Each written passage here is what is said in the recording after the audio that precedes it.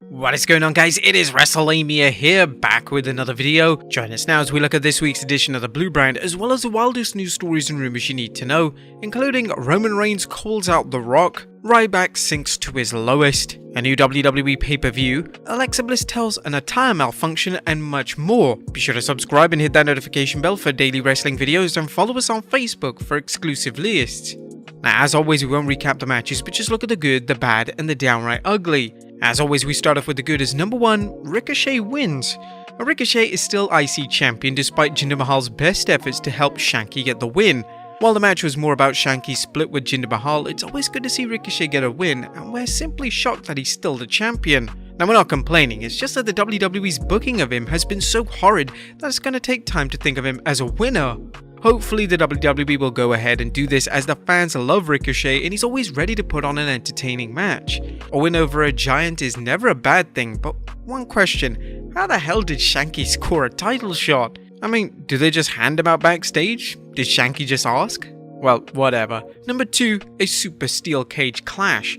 A last night's steel cage match between Drew McIntyre and Sami Zayn featured a great finish as Drew was finally able to get revenge on Sami Zayn. They couldn't have picked a better way to end the mini program between Zayn and McIntyre, as a steel cage had traditionally been the go-to match when it comes to an opponent who refuses to stay in the ring. While Sami vs Drew isn't the stuff you'd want to see on pay-per-view, it's a reminder that you can run a brief program on television to keep two wrestlers busy until a better program arises. Having Drew deliver a Claymore kick rather than just pinning Sami after a superplex shows that while Drew is a babyface, he's not to be trifled with. And number 3, Aaliyah's kinda sorta win over Flair. Sometimes you have to take your wins wherever you can get them, especially when you're an undercard performer in the women's division trying to catch a break. Last night's Beat the Clock challenge between Aaliyah and Flair was one such situation, as Aaliyah managed to keep Flair from beating her within a minute and 41 seconds. Not exactly the stuff that legends are made from, but then again, it took Aaliyah out of catering and made it look tough, withstanding the figure 8. But that was a good. What about the bad is number 1, Shotzi has sunk. Shotzi is officially an afterthought, with her heel turn being a complete dud and fans wondering whether she's on the future endeavors list that fans suspect will be coming soon for the main roster. She didn't even get an entrance, a move which screams jobber. For some reason, she doesn't work well as a heel and WWE needs to retool her, assuming they just don't release her. Number 2, burying Butch. It's clear WWE isn't trying to bury Butch, but it's also clear it's bizarre Where's Butch program is doing the talented Pete Dunne absolutely no favors. The idea of Butch being a loose cannon is fine, but it seems like McMahon is already using Butch's character to entertain himself rather than the fans. That's never a good sign for a wrestler's future. Number 3, Lacey's lament. It's time for the WWE to get Lacey Evans into the ring and take a crying towel elsewhere. Now, we initially applauded the new direction for Lacey Evans, as it was time to retire her sassy Southern Belle character and move with something fresh. Unfortunately, the WWE has gone a little overboard with Evans' weekly sob stories about her childhood, and it's reaching the point where some fans are going to be seeing her as a whiner rather than a sympathetic figure.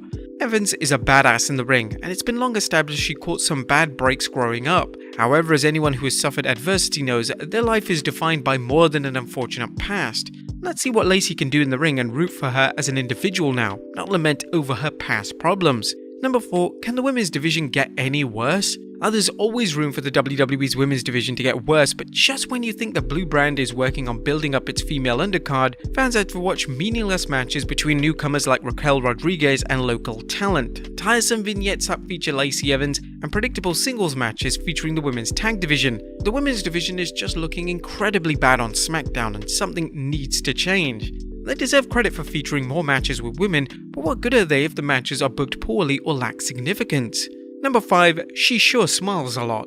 Is Raquel Rodriguez's gimmick just to smile? I mean, if the WWE thinks the WWE Universe wants a smiling happy babyface, then they need to remember what happened when Rocky Maivia tried to please the fans too much, leading to Die Rocky Die chants and Maivia being booed out of the arenas. Unless the WWE is intentionally booking Rodriguez this way with an endgame of fans turning on her, the direction really needs to stop.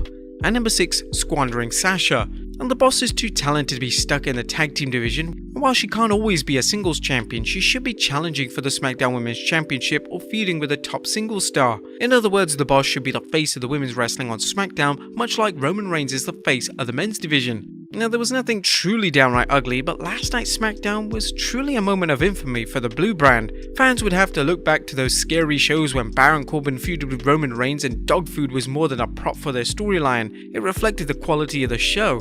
Last night's show featured a spectacular steel cage match, but the majority of the show seemed like an episode of Main Event, or dare we say NXT Level Up. The fact that WWE decided to scrap McIntyre's title match with Roman Reigns was a reminder of how poorly the WWE planned out his Undisputed Championship win.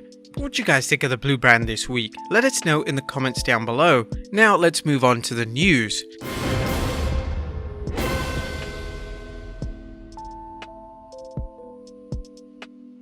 Now, first story looks at Roman Reigns calls out The Rock. A top in today's news is a report that Roman Reigns called out The Rock on 29th April. That's the talk of London town, as fans attending the WWE's live event in the UK believing Roman said he's waiting for a match with his cousin The Rock. Some fans attending the show believe it's another hint that the WWE is dead set on booking The Rock vs Reigns at WrestleMania 39. After his match, the tribal chief broke character and thanked the fans for coming, telling them how much he missed them being in London. But that's not all, as Wrestling News' Paul Davis reports. At one point, someone appeared to have said something about The Rock, and Reigns responded by saying, "Yeah, The Rock can get it too." Now, although WrestleMania 39 is just almost a year away, the WWE's been planting the seeds for Rock vs Roman's Mania match for some time now, including a recent comment on Young Rock, where a young Roman and Rock talk about competing against each other at Mania. There have been plenty of other hints and the usual rumours of WWE wanting to make the match, but in the end it all comes down to the logistics of getting The Rock into the ring in between his never-ending set of film and television projects. Next up, Ryback sinks to a new low. Now, Ryback has hit a new low when it comes to trashing Vince McMahon.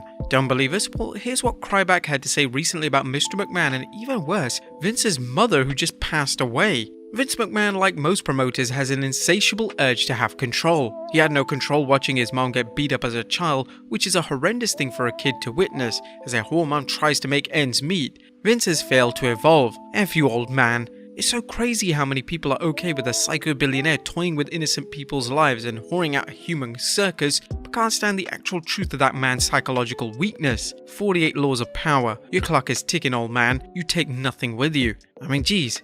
There's hating Vince, and then there's a new level of hating Vince. This guy really just wants to stay relevant, doesn't he? Next up, a new WWE pay-per-view. Now, good news for fans thinking of attending WWE's upcoming event in Cardiff, Wales, especially those wondering whether the WWE would use a new name for the premium event or rely on an existing one. Well, they revealed a name, and it's now Clash at the Castle, with tickets going on sale 20th May. This was reportedly confirmed by two-time former WWE champion Drew McIntyre during a video package at last night's event at the O2 in London. Now, the event promises to be huge, as it's the first time the WWE's aired a general release, i.e. not limited to airing in the UK pay-per-view from the UK since 1992's SummerSlam. The WWE Universe may see Drew McIntyre challenge Roman Reigns for the Undisputed Championship at the Clash at the Castle now that the match scheduled for WrestleMania Backlash has now been scrapped. What do you guys think of the name? I'm just glad they didn't go back to Great Balls of Fire. And finally, Alexa Bliss tells an attire malfunction. And last but not least, an Alexa Bliss attire malfunction story is making the rounds after Bliss tweeted the story of what happened at a WWE show a few years back. Bliss was asked at an airport about her most embarrassing moment when she wore her wrestling pants on backwards, unaware of a faux pas. Bliss recalled the event in a video. Mickie James then responded, "I'm a day saver. I remember. Also, I love Alexa Bliss, so of course I'm gonna let her know." But the Bliss attire malfunction is tame compared to some of the attire malfunctions that fans have seen and heard about throughout the years, not to mention the one at WrestleMania 38. Unfortunately for the WWE, its production company has got its camera work down to science when it comes to preventing any slips making the air. However, as you might expect, past slips that weren't caught in time have been making the rounds for decades. But there you have it, guys. I'll look at this week's edition of Smackdown as well as the wildest news stories and rumors you need to know. Be sure to leave your comments down below, and I'll see you next time with some more wrestling content.